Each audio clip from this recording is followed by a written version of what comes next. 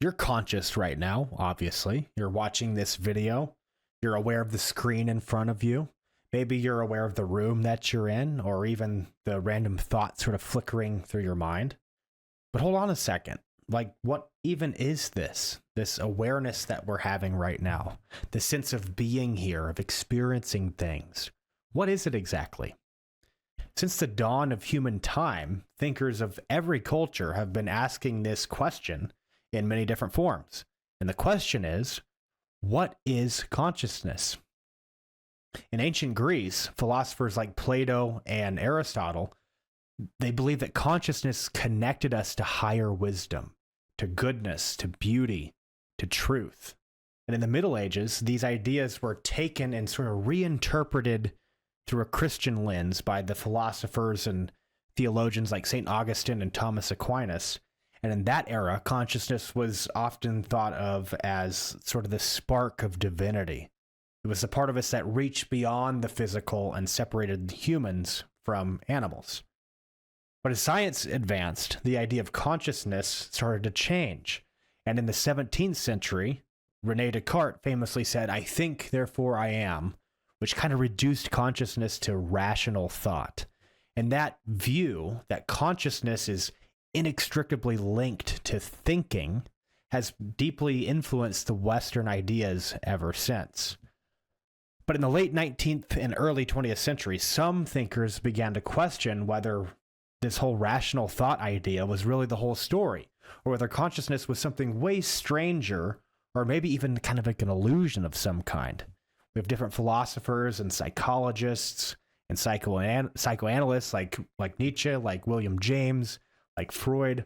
All these guys began sort of uncovering different pieces of this puzzle that revealed consciousness to be way more mysterious than this rational scientific model was assuming it was.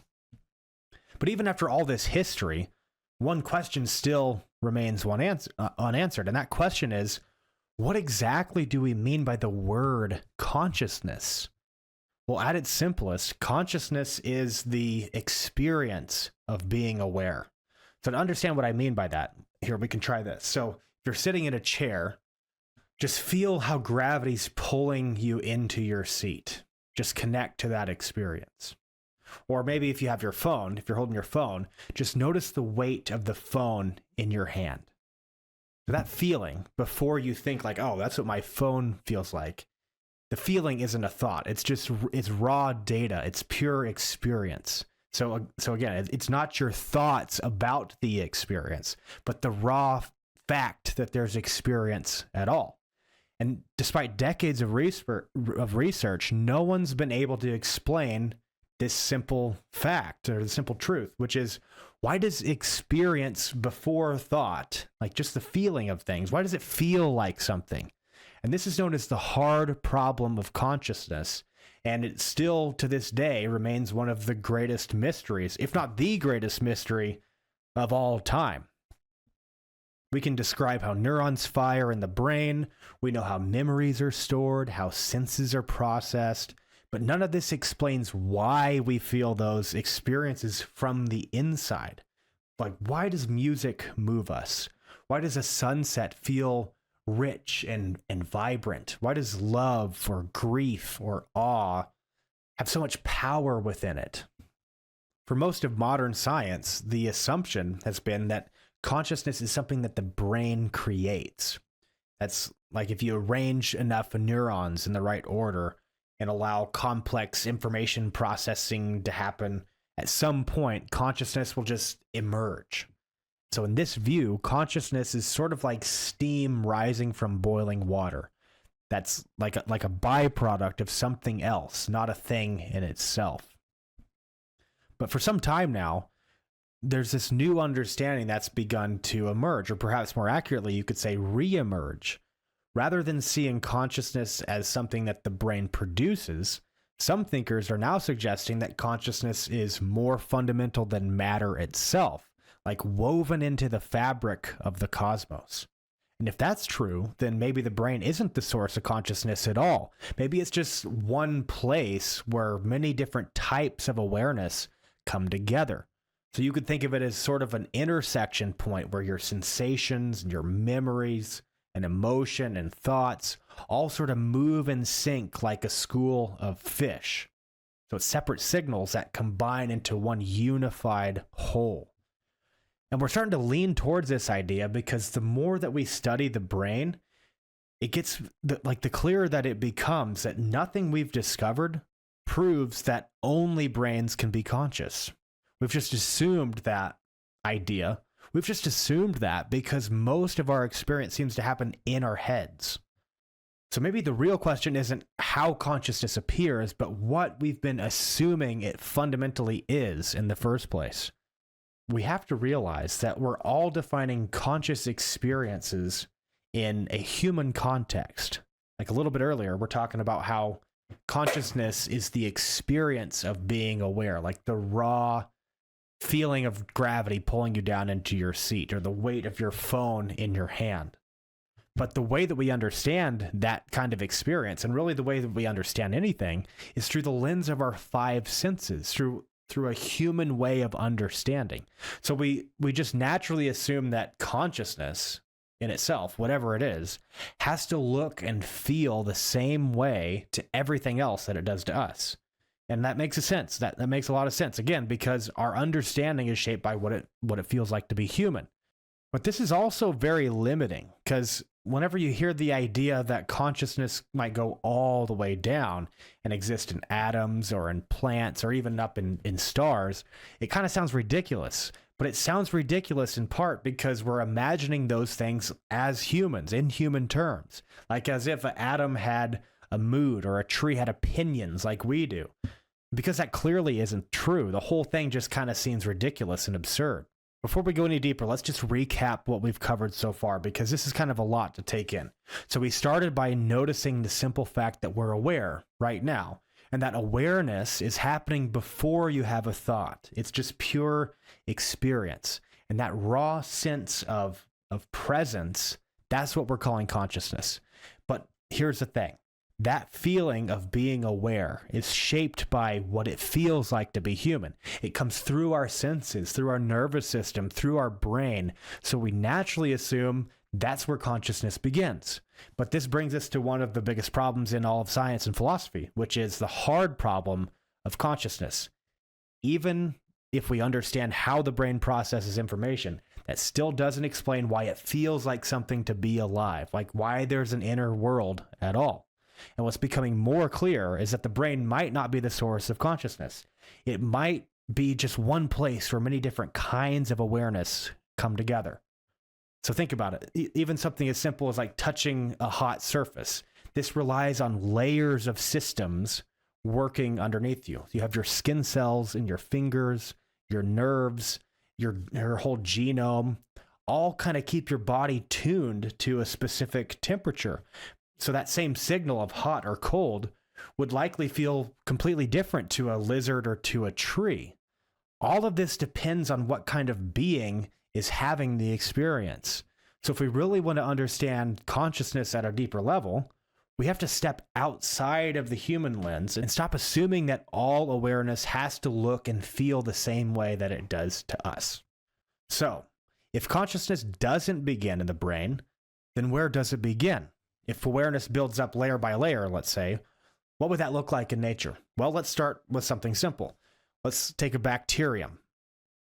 A bacterium doesn't think, it doesn't have a brain, it doesn't have a nervous system, but it still senses its environment. It moves towards nutrients.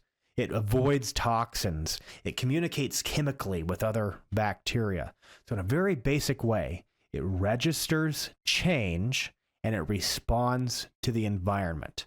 That might not seem like consciousness in the way that we understand it, but that basic pattern of sensing and responding to the environment is the same thing that your cells are doing right now. So now let's move up to more complexity. Let's take an octopus, for example. An octopus can solve puzzles, it can escape from jars, it can use tools, and when it's a pet, some people have them as pets, it even seems to have a form of emotional bond, like a kind of an emotional bond with its owner. An octopus has around 500 million neurons, and that's about the same as a dog. but more than half of those neurons aren't in its brain. They're in its arms and its tentacles, which means the arms are doing a lot of the sensing and deciding and responding on their own. It's like the arms are thinking for themselves. It's not waiting for instructions from the brain. So here we have a complex, intelligent creature showing curiosity, showing problem solving, and maybe even a hint of emotional connection, all without relying on a centralized brain in the way that we would typically imagine. And strangely, we're doing the same thing all the time. We're doing something similar. Your gut constantly reads the environment inside of you. It adjusts your hormones, it balances your digestion, it responds to stress, and it doesn't do this through thinking, but through a kind of cellular awareness. There's a kind of intelligent responsiveness happening at what you could call a more fundamental level of consciousness. So just like the bacterium and the octopus, your cells and body each have their own kind of awareness. You could say their own kind of consciousness. You could think of each one as its own system, but all together they create this landscape of your lived experience, of our lived experience that we're familiar with as humans. And depending on how these layers are working together or not, your experience of reality changes with that. So like, think about a day where you slept like crap. Like maybe you ate a bunch of junk food, or maybe you drank a bunch the night before. You wake up and everything kind of just feels off. Everything feels different. But it's not that it's just in your head. It's that there's this tension between different levels of awareness. So your cells didn't fully repair because you didn't get good sleep or you ate like crap. Your hormones didn't rebalance. So your nervous system stays sort of stuck in this low-grade stress response. And so that changes how you feel about everything. Your attention gets weaker, your reaction speed is slower, your problems, like small problems, feel bigger, your patience starts to run thin, and even your emotions are more reactive, like faster. You're easier to snap at people. So instead of feeling clear and connected, you feel foggy or dull, or just easily irritated. And that's because consciousness isn't just one thing. It's that tension. It's that alignment between layers of awareness, from your cells to your nervous system to your emotions, all the way up. So what's the point of talking about all this? I mean, it's a lot of information, and it could just seem sort of like a pointless philosophical inquiry that doesn't really have any utility for any of us. But that couldn't be further from the truth, really. And here's why. The more that you begin to understand that consciousness isn't something that you just have, but something that you are, the more the world begins to change. And it begins to change because you change. And so what you attend to, what you care about, shapes the very fabric of your reality. And when the layers of your awareness are out of sync, whenever your body and your emotions and your thoughts and your values are all pulling you in different directions, you suffer at your own expense, thinking it's the world that's the problem. But when those layers begin to align, whenever you live from the inside out instead of the outside in, the world itself starts to take on deeper meaning, because you're finally participating in it from a place of authenticity and truth. All the great wisdom traditions weren't just telling us stories. They were pointing us towards a deeper truth. They were saying that the purpose of life, if we dare use such a word, is to become more conscious, is to expand your consciousness, it's to become more whole. So stop waiting for the world to align with you and start aligning yourself with what's true. You have to start paying attention to how your inner world shapes your experience of the outer world.